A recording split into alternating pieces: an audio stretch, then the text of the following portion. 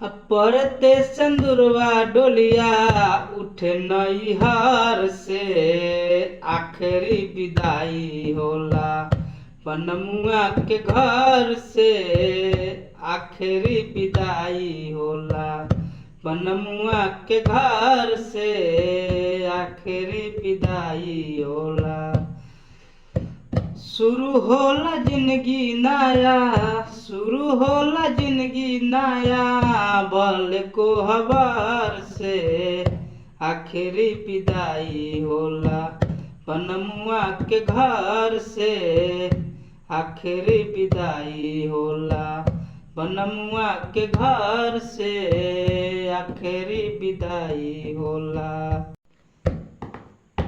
नैहर के मरबा पिया के चुंदरिया, 16 सिंगार कके बैठली गुजरिया। नैहर के मरबा पिया के चुंदरिया, 16 सिंगार कके बैठली गुजरिया। दुने बेरा बनल रहे खोइचा चर से, दुनु बेला बानल रहे, दुनु बेरा बानल रहे खोइसा अचर से। आखिरी विदाई होला बनमुआ के घर से, आखिरी विदाई होला बनमुआ के घर से, आखिरी विदाई होला। 4 गो कहार दुनु डोलिया उठावे ले, अपने ही लोगवा अपने हाथ चढ़ावे ले। 4 गो कहार दुनु डोलिया उठावे ले, अपने ही हाथ अपने लोगवा चढ़ावे ले। जुर जारा नाता तहिया, जुर जाला नाता तहिया अंतिम सफर से।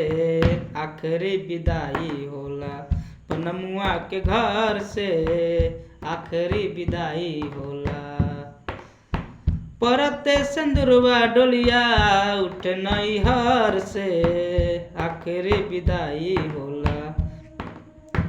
परते सिंदूरवा डोलिया, परते सिंदूरवा डोलिया उठे नैहर से, आखिरी विदाई होला, आखिरी विदाई होला बनमुआ के घर से। आखिरी विदाई होला बनमुआ के घर से, आखिरी विदाई होला।